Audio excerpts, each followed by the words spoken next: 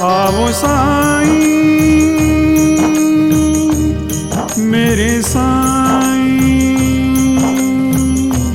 साईं बाबा। श्री साईं बाबा के दरबार में सभी भक्त सुख शांति की प्राप्ति और कष्टों के निवारण के लिए प्रार्थना करते हैं। साईं बाबा का वचन है कि उनकी नगरी में कदम रखते ही भक्तों के कष्टों का निवारण हो जाता है।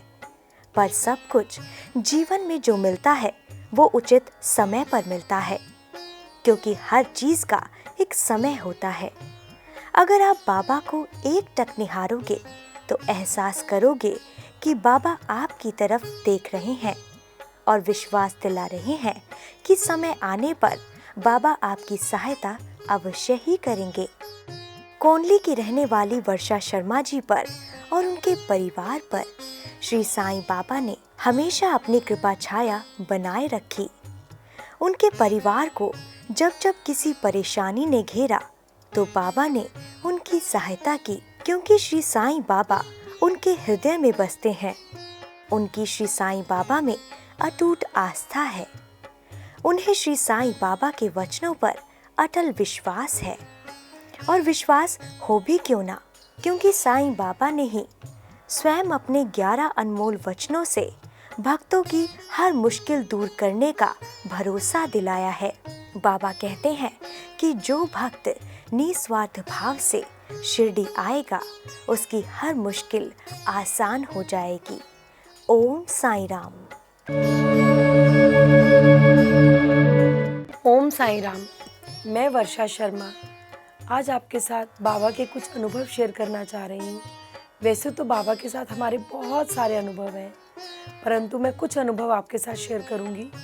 साल 2016 में मेरी प्रेगनेंसी थी और फरवरी में हमारा प्लान हुआ कि हमें जून में शिरडी जाना है। तब तक मुझे अपनी प्रेगनेंसी का नहीं मालूम था, तो हम लोगों ने फरवरी में अपना प्लान बुक किया। जेएमडी परिवार के साथ हम कोई 100 से 150 लोग एक साथ शिरडी जा रहे थे, और मेरा बिल्कुल मन नहीं था कि मैं अपने प्लान को चेंज करूं। जबकि मेरी मम्मी ने, मेरी मदर इन लॉ ने, मेरे स्कूल की ऑनर प्रिंसिपल सब ने मुझे बोला कि बेटा शिरडी मत जाओ, इस हालत में तुम जाओगी तो कैसे चलेगा।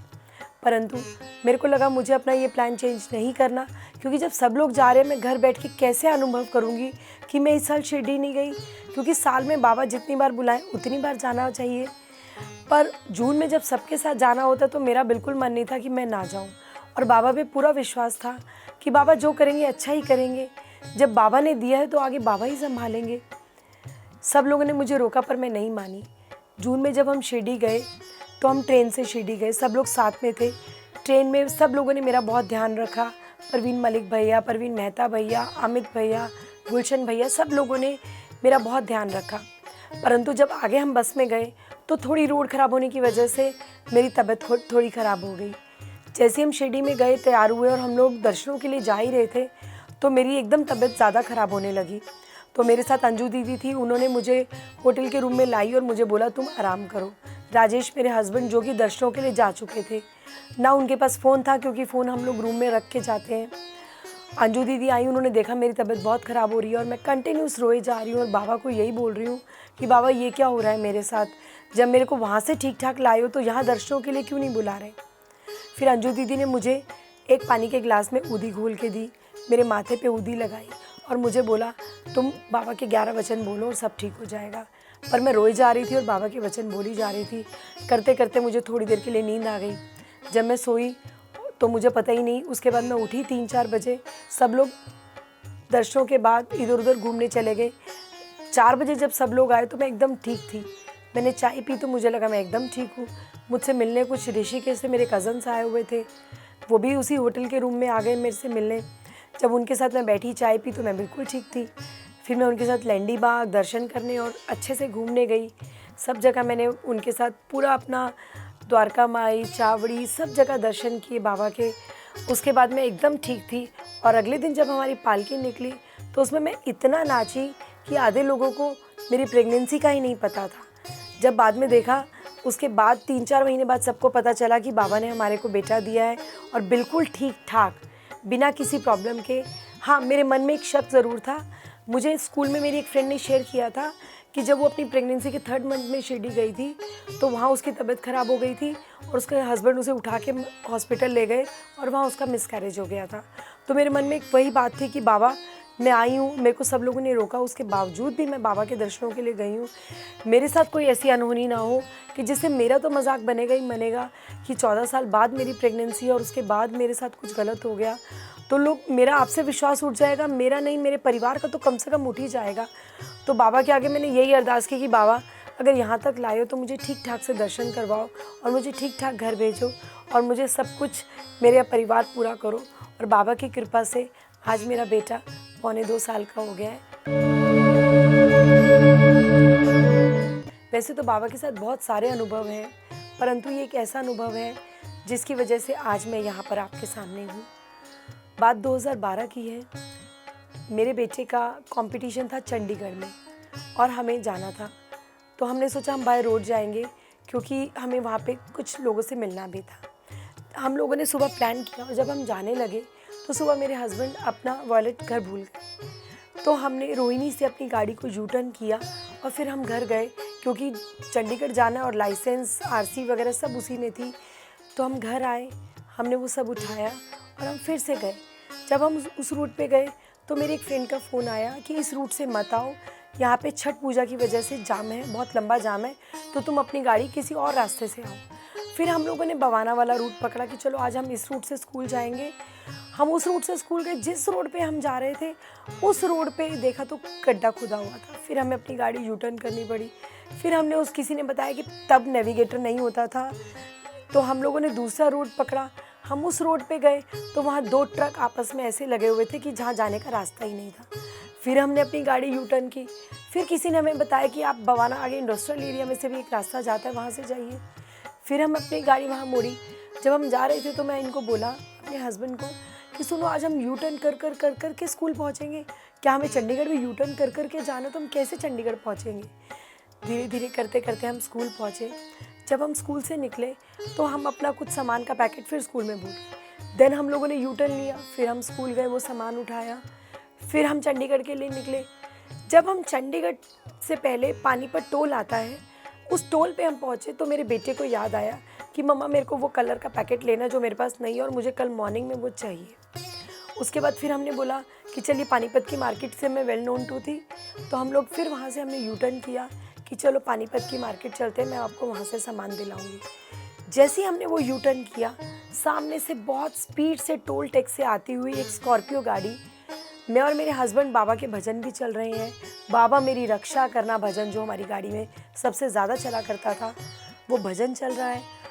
और बेटा पिछली सीट पे मेरी तरफ, जिस साइड पर मैं बैठती हूँ ड्राइवर के साथ वाली सीट पे, उस सीट पे ऐसे करके सो रहा है और वो सो रहा है। और दूर स्पीड से जब सामने से गाड़ी आई स्कॉर्पियो और हमारी गाड़ी यहाँ यू टर्न ले रही थी, तो उसने हमारी गाड़ी को इतना ज़बरदस्त हिट किया कि उस हिट के साथ हमारी गाड़ी 6 इंच अंदर हो गई और मेरे बेटे का सर उसी तरफ था और मैं आगे की तरफ थी, जबकि मेरा हाथ अपनी गाड़ी पे ऐसे था। आप मानेंगे नहीं, कुछ भी नहीं हुआ। एक खरोच तक बेटे को नहीं आई, मुझे एक खरोच तक नहीं आई।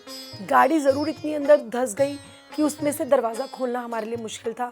पिछला अगला दोनों दरवाजे 6-6 इंच अंदर थे, पर बाबा की ऐसी कृपा थी। जो गाना चल रहा था, बाबा मेरी रक्षा करना, सच्ची में बाबा हमारी रक्षा कर रहे थे। बाबा खुद गाड़ी में विराजमान थे और हम दोनों को बिल्कुल खरोच नहीं आई। लोगों ने बोला बेटे के सिर पे चोट हो सकती है, MRI कराइए, ये कराइए, कुछ नहीं किया। हम लोग सिंपली वहाँ से अपने मामा जी के घर पानीपत रुके। वहाँ पे भी बाबा की ऊदी थी, ऊदी लगाई, 2-3 घंटे आराम किया और अगले दिन हम चंडीगढ़ उनकी गाड़ी लेकर गए।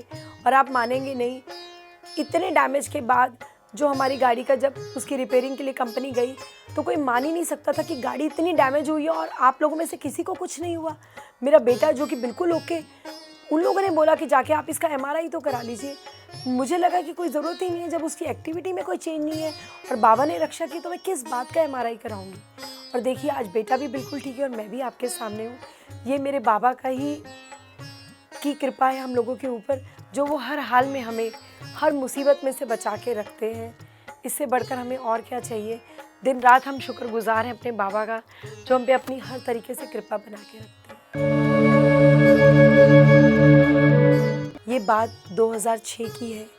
आपको पता ही है कि जब बच्चे का एडमिशन कराना होता है तो माँ बाप की रातों की नींद उड़ जाती है। मेरा बड़ा बेटा आरुष, जिसका जब नर्सरी में एडमिशन कराना था तो हम लोग बहुत परेशान थे और मैं स्कूल में जॉब करती थी और मेरी वापसी का समय था 3 बजे आने का। तो मुझे था मेरे बेटे के लिए डे स्कूल मिले, मुझे डे केयर स्कूल मिले, तो जो कि रामजस डे बोर्डिंग स्कूल, जिसका नाम बहुत अच्छा है, आज की डेट में वो टॉप स्कूल्स में से आता है बोर्डिंग स्कूल्स में। तो मैं और मेरी बहन, जिसका बेटा मुझसे मेरे बेटे से 4 दिन बड़ा है, हम दोनों का एम था कि हमारे बेटे का एडमिशन रामजस डे बोर्डिंग में हो और दोनों बच्चे एक साथ पढ़े। 4 दिन का उन दोनों बच्चों में गैप है। तो मेरी बहन ने अपनी किसी जान पहचान से डीवी मैनेजिंग कमेटी के कोई हेड है जो उसके जानकारी में थे, उनसे बोल के अपने बेटे के एडमिशन के लिए अप्रोच किया और उसके बेटे का एडमिशन हो गया। जब मेरे बेटे के एडमिशन की बारी आई तो उन्होंने मना कर दिया कि एक साथ मैं 2 बच्चों की अप्रोच नहीं कर सकता, सिर्फ एक ही अप्रोच कर सकता हूँ, आपने जिसको करवाना है आप सोच लीजिए। मेरी सिस्टर ने अपने बेटे का एडमिशन कराया। जब मेरे बेटे की बारी आई तो मैं बहुत परेशान हो गई। फिर मेरे को किसी ने सजेस्ट किया कि आप जाइए स्कूल में प्रिंसिपल से मिलिए। मैं गई उस स्कूल के प्रिंसिपल से मिलने, तो उन्होंने मिलने से मना कर दिया। फिर मेरे माइंड में आया क्यों ना मैं बाबा से बोलूँ कि बाबा मेरे बेटे का कराओ एडमिशन, क्योंकि मेरे पास डोनेशन देने के लिए भी नहीं था उस समय कुछ भी। मैंने एक एप्लीकेशन लिखी जिसमें मैंने लिखा कि मैं अपने स्कूल से 4 बजे तक वापस आती हूँ और मैं चाहती हूँ कि मेरा बेटा सेफ़ हाथों में हो। तो मैंने इस स्कूल को चुना है। शुरू से मेरा सपना रहा है कि मेरा बच्चा डे बोर्डिंग स्कूल में पढ़े और यही स्कूल मेरे बेटे के लिए सूट करता है, यही मेरे टाइमिंग के साथ सूट करता है, तो मुझे इसी स्कूल में एडमिशन चाहिए। अगर आपके पास कोई सीट है तो कृपया करके आप मेरे बेटे को इस स्कूल में एडमिशन दे दीजिए। ये सब जब मैं एप्लीकेशन में लिख रही थी तो मैं कंटिन्यूस रोए जा रही थी और सबसे ऊपर एप्लीकेशन में मैंने ओम साई राम लिख दिया था। जब ये पूरी एप्लीकेशन लिखी तो मैं वहाँ पे एप्लीकेशन डिपॉजिट किया और उसके साथ मैंने नीचे एक लिखा, एक छोटी सी लाइन लिखी, एक साईं भक्त, अपने नाम के नीचे। ये लिख के मैं वहाँ से ऑटो लिया और मैं रोहिणी सेक्टर 7 मंदिर में आई। मैं वहाँ रोती रही। पूरी आरती में मेरे को यही था कि मेरे बच्चे का क्या होगा। इस स्कूल के अलावा मैंने 1-2 स्कूल्स में और अप्लाई किया था, बट एक फ़र्स्ट ऑप्शन तो फ़र्स्ट ऑप्शन होती है। बाबा के सामने मैं रो रही थी, बाबा कुछ तो करिए। बाबा, उसके बेटे का एडमिशन हो गया, मेरा बेटा अलग पढ़ेगा, जबकि हमारा एम एक ही स्कूल में पढ़ाने का था। मैं पूरी आरती में रोई, इतना रोई कि जब उसके बाद मैं जैसे ही बाहर निकली, मंदिर के गेट पे ही थी, तो मुझे रामजस स्कूल से फ़ोन आया, आप आइए और अपने बेटे का कल एडमिशन कराइए और जो उनकी नॉमिनल फ़ीस थी उसी चार्जेस पे विदाउट एनी डोनेशन मुझे वहाँ से फ़ोन आ गया कि आप कल अपने बेटे का एडमिशन कराइए। और मेरे को अगले दिन ही वहाँ से एडमिशन हुआ, यूनिफॉर्म ली, सब कुछ किया और मेरा बेटा सिर्फ बाबा की अप्रोच से उस स्कूल में पढ़ा, जो कि बाबा का एक मेरे ऊपर एहसान है, जिसके लिए मैं आज भी शुक्रगुजार हूँ जो बाबा ने मेरे साथ किया। क्योंकि देखिए, मेरे लिए किसी की अप्रोच काम नहीं आई, मेरे बाबा की अप्रोच काम आई। सिर्फ बाबा का एक मैंने अपना आगे जाके अरदास की कि बाबा मेरे बच्चे का एडमिशन करवा दो, और मेरे बच्चे का एडमिशन हो गया वहाँ पे। ओम साई राम।